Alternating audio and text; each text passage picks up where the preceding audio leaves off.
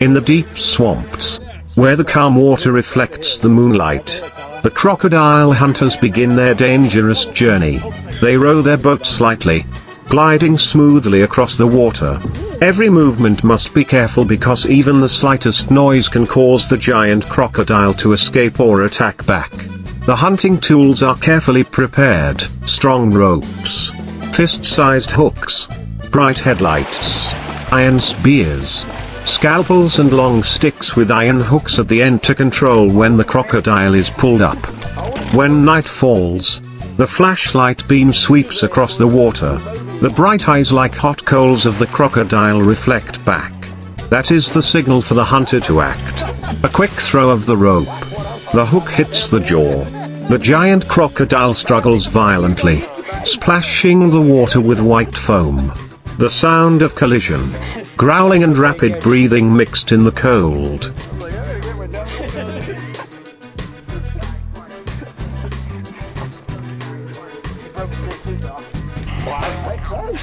Hey, I got your foot.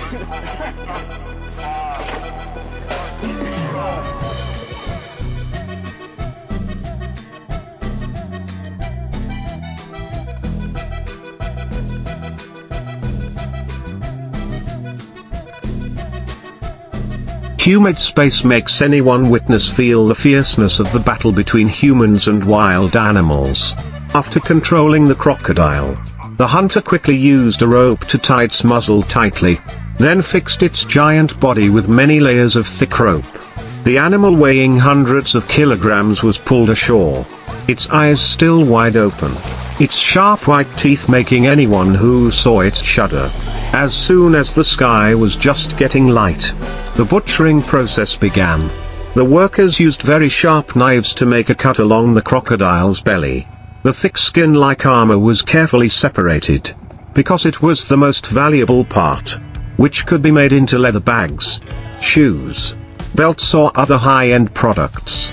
Under the skin was a layer of opaque white fat and firm, pinkish red flesh. Crocodile meat was considered tough, fragrant and had high nutritional value.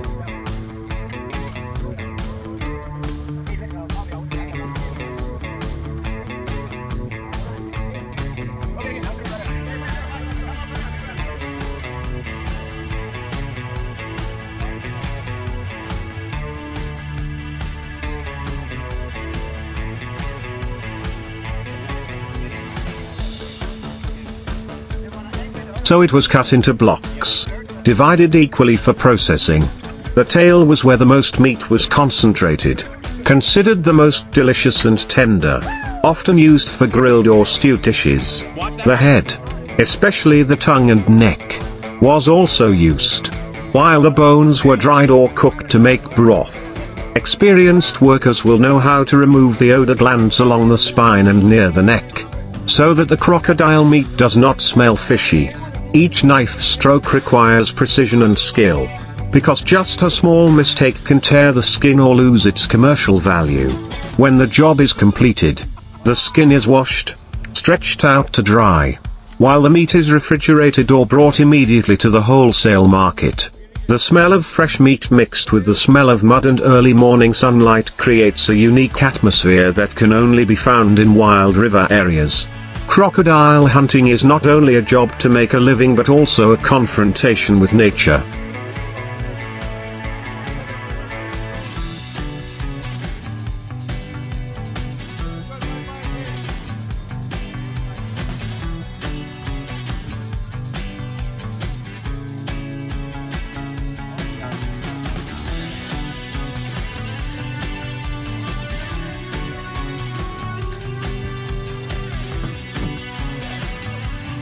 Where people must use all their experience, strength and courage to survive.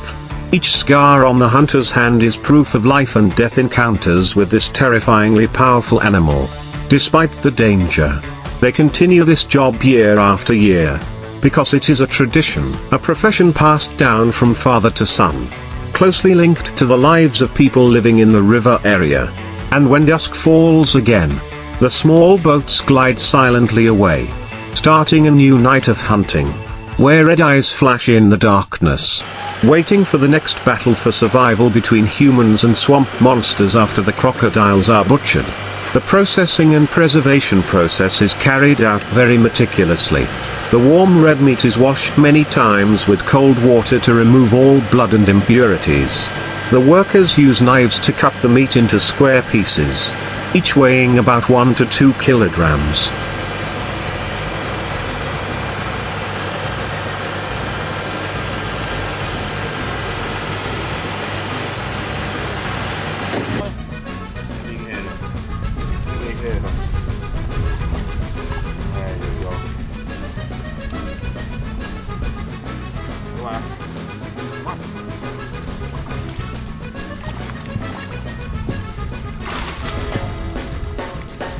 Then neatly arranged in large stainless steel trays. Crocodile meat has a distinctive smell. If not handled properly, it will have a fishy and pungent taste when cooked. So they often use ginger wine, salt and lemon to wash it again, then drain it before processing or freezing. Large purchasing facilities will put the meat in vacuum bags and store it at very low temperatures, ready for export or distribution to specialty restaurants. Meanwhile, the skin after being peeled off will be soaked in a concentrated salt solution to prevent decomposition, then transferred to tanneries. There, the workers will scrape off the remaining meat, then soak it in chemicals many times to make the skin softer, shinier and more elastic. Each beautiful crocodile skin can bring in millions of dong, especially the belly skin with small, even grain, used to make high-end handbags.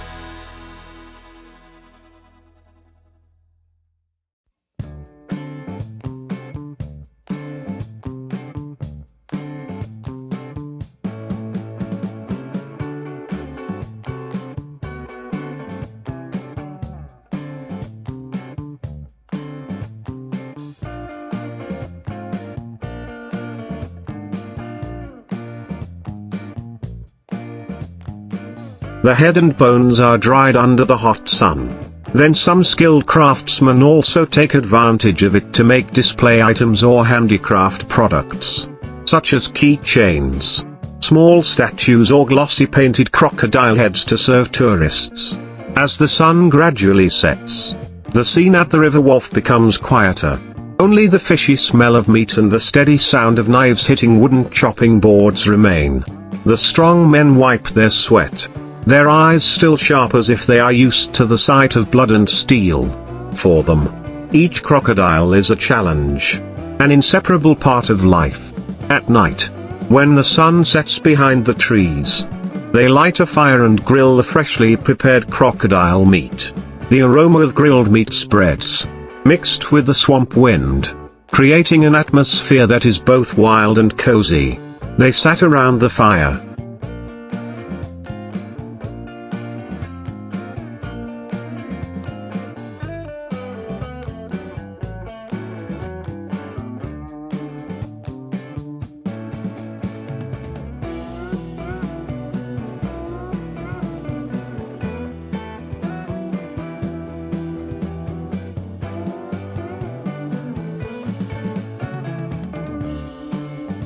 telling each other stories of the times when the crocodiles almost capsized their boats, the deep scars left by the crocodile's teeth, or the moment of victory when they pulled the giant animal to shore. It was the pride of those who lived by hunting, people who considered danger an inevitable part of life. In a harsh natural environment, humans and crocodiles were like two forces that existed in parallel, both confronting and depending on each other. Thanks to them, the rare source of crocodile meat was brought to the dining table, becoming a delicious delicacy, while its skin and bones contributed to creating valuable products. The crocodile hunt ended, but its traces remained, on the old boat hull, on the hunter's calloused hands, and in the wind blowing through the swamps, where each night a new journey of survival began after a simple supper by the fire, as the smoke gradually dissipated in the thin mist of the swamp.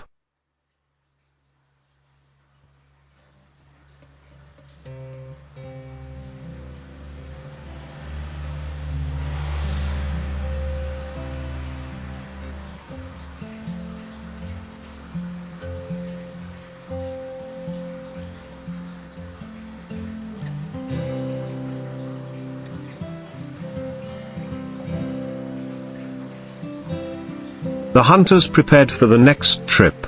They checked all their equipment, replaced the fishing line, sharpened the blades, mended the torn nets, and tightened the ropes. The wooden boat was scrubbed clean, the headlights polished to a shine, because they knew that even the slightest mistake could turn the whole trip into a disaster. At night, when the moon hung low over the water, they quietly pushed the boat out again. The sound of oars stirred gently in the darkness. The light of the lamp scanned every reed, every deep mud where crocodiles often hid. The red eyes reflected the light, flashing again, making the atmosphere even more tense. The spearman stood at the bow of the boat, watching every small movement, ready to act as soon as he saw the giant animal emerge. Suddenly, the water surface in front of the boat shook violently. The waves splashed. A giant crocodile more than 4 meters long jumped out from the swamp.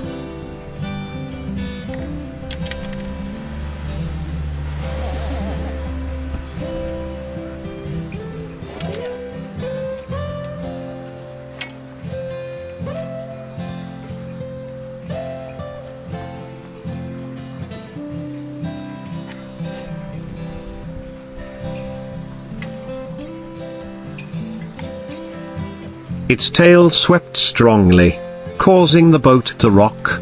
The hunter quickly threw the fishing line. The iron hook hit its jaw, but the crocodile growled fiercely, pulling the whole boat away. Screams rang out. Calloused hands gripped the rope tightly.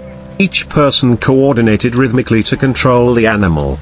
After more than half an hour of struggling, the crocodile was finally exhausted, lying still on the water surface, only breathing heavily, its eyes gradually becoming cloudy. They quickly tied its snout, tied its body with rope and pulled it onto the boat. Its large body caused the boat to tilt to one side. But everyone was happy because they knew this hunt had been successful. When they reached the shore, the work started again from the beginning, cutting meat, skinning, classifying, and pre-processing. Marty, what we got? What do we got? This big dog. He's still alive, so don't mess with him.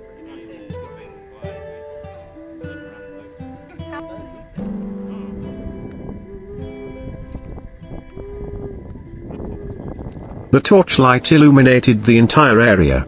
Drops of sweat mixed with bright red blood dripping onto the ground. The skinners used their knives to make sharp cuts, separating the thick, smooth skin from the meat. The fishy smell was strong, but they were used to it. Their hands were still skillful and precise, like a habit ingrained in their blood. The meat was divided into many parts. The soft belly was used for steaming. The firm back was used for grilling or stir-frying, and the tail was sold at a high price to restaurants. Everyone knew the value of each part of the crocodile's body. Not a single bit was wasted. When the job was done, the workers collected the bones and organs, buried them deep to avoid flies and insects, and kept only the parts that could be used. In the dim light of dawn, they sat on the river bank, looking at the giant crocodile's body that had been almost completely processed.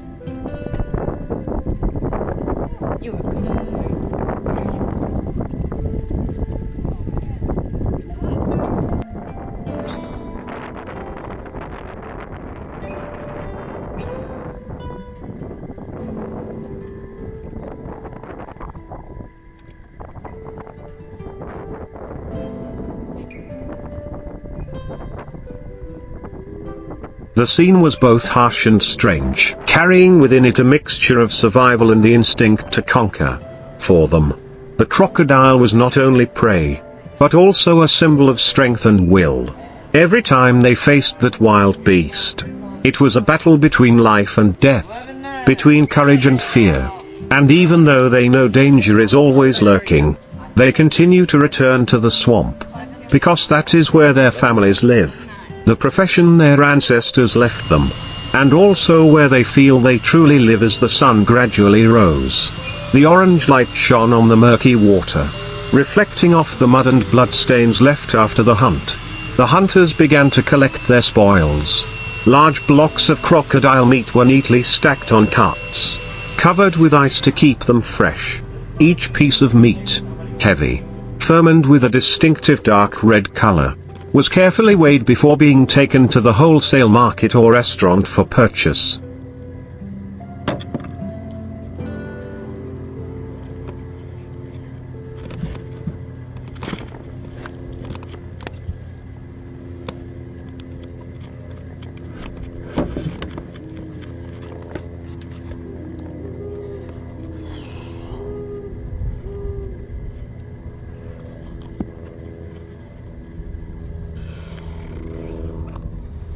The smell of blood mixed with the smell of mud and the heat of the sun made the air thick. But to them, it was the smell of achievement, of the effort spent all night long in the dangerous jungle. In another corner, the leather processors were working tirelessly. They spread out each crocodile skin, used a knife to carefully scrape off the remaining meat, then washed it with salt water.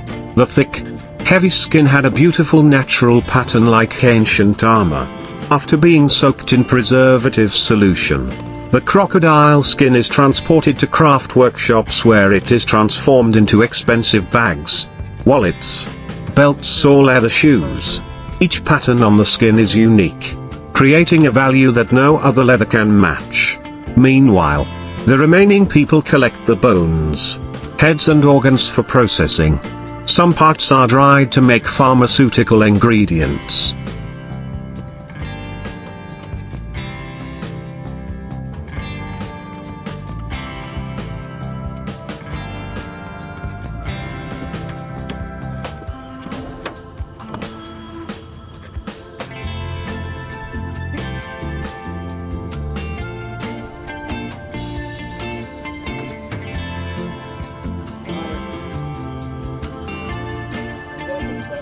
People believe that crocodile bones can help improve health or make massage medicine. The heads, after being cleaned, are often dried and polished to be sold to tourists or displayed as a symbol of power and bravery. By noon, the whole area is filled with the smell of smoke and steam. People light big fires to boil water, wash tools, sterilize knives, cutting boards, and work areas. The dark red blood stains on the ground are gradually washed away, leaving behind a thin mud mixed with sparkling light. The workers sat resting under the shade of the trees, their hands calloused, their faces tanned by the sun, but their eyes still shone with pride. They talked about the next hunt, discussed which lagoon still had the most crocodiles, which were the biggest, which had been hiding for a long time and had not been caught for them.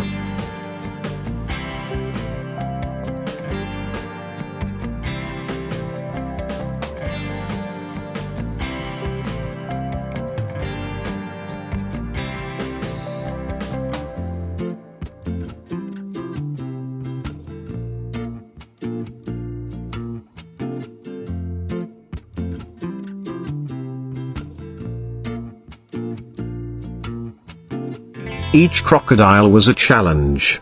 Each night at sea was a gamble between life and death. But also a source of pride, because only the truly brave would dare to confront such monsters. When the afternoon fell, the boats were prepared. Ropes and iron hooks were rolled up neatly. Knives were sharpened. Headlights were charged. Everything was ready for a new night. They were not afraid of the dark, nor of crocodiles. Because in their minds, it was not just work, it was life.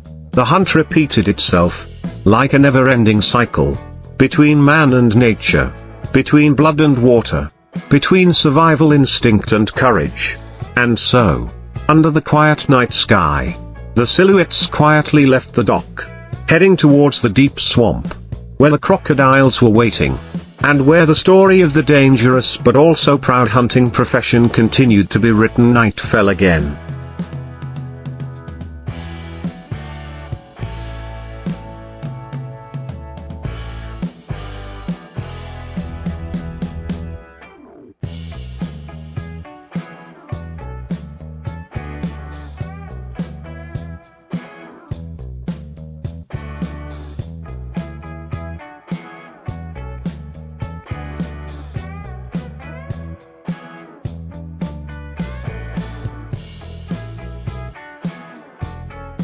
A thick mist spread across the water, covering the reeds and mudflats in a white mist.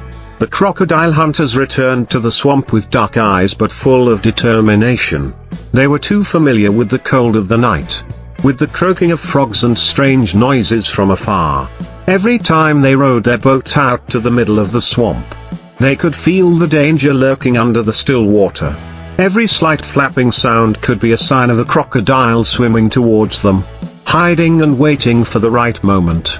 The person holding the flashlight slowly swept across the water, the light reflecting off the animal's bright red eyes, making everyone shiver. One person quickly threw a rope with an iron hook in that direction. The rope dug deep into the crocodile's body, and immediately the water splashed white. The crocodile struggled violently, hitting its tail so hard that the boat tilted. The workers had to hold on to the rope.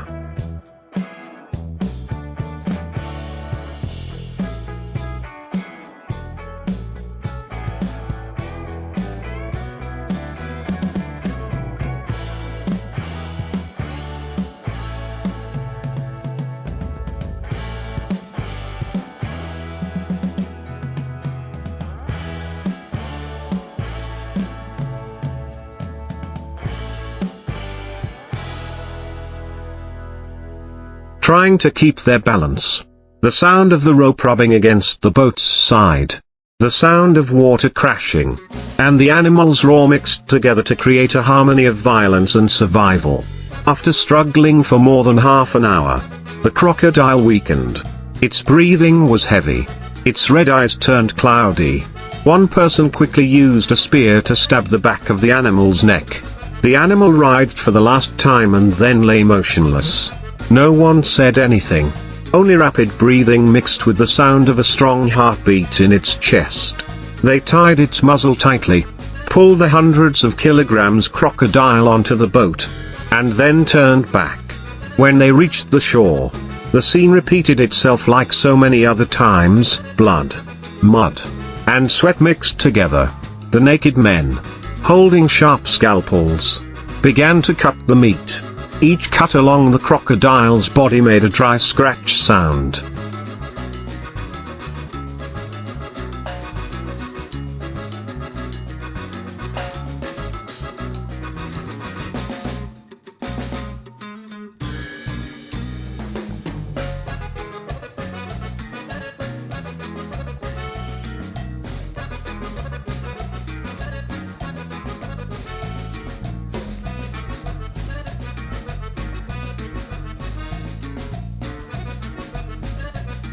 The thick, slippery skin was peeled off bit by bit, separated from the bright red flesh underneath. One person cut the belly, one person took care of the tail, and one person collected the skin.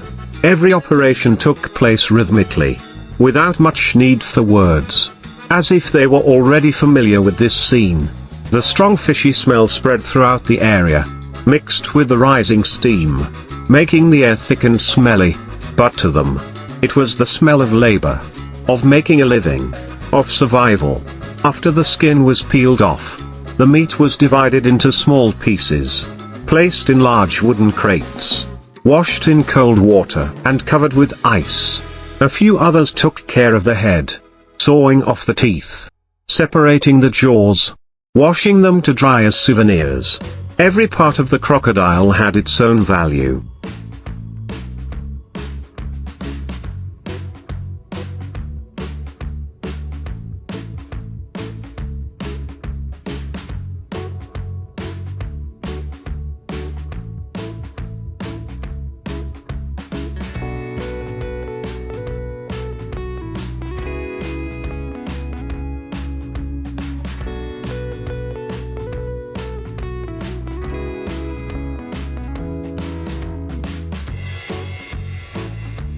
And nothing was wasted. By the time the work was finished, the sun had risen high, the light shining on the blood stains that had dried into a dark brown. The workers crouched down on the bank, sighed in relief, their eyes looking far away at the sparkling water. That was where they were born, grew up, and also where they faced life and death every day. They are not afraid of crocodiles. nor of danger. Because it is in the moments closest to death that they feel truly alive. And when night comes again, the sound of oars is again gentle. The light of the lamp sweeps across the deep black water, and the bright red eyes of the crocodiles are reflected, beginning another cycle of reincarnation between man and nature, a never-ending battle as the morning sun filtered through the misty swamp. The crocodile hunters began cleaning their tools, sterilizing their blood-stained knives, and repairing the nets and fishing lines damaged by the night's battle.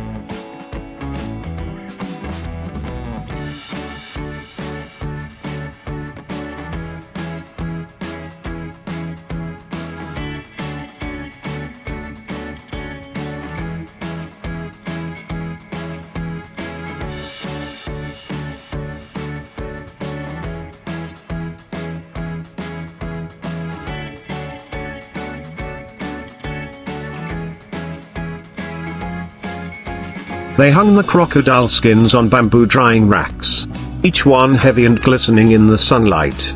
Heat began to rise from the ground, drying the outer skins quickly, while the smell of salt and fishy odors still lingered.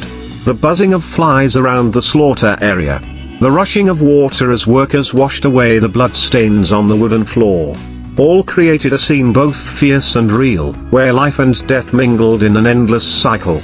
Nearby, the village women were preparing dishes from crocodile meat. They cut the meat into small pieces, marinated it with lemongrass, chili, garlic and spices, and grilled it over hot coals. The aroma wafted through the swamp, somewhat masking the stench of blood and mud. The sizzling sound of fat dripping onto the hot coals sounded like a song of life. Some others cooked crocodile soup, stir-fried or stewed the bones to eat with hot rice.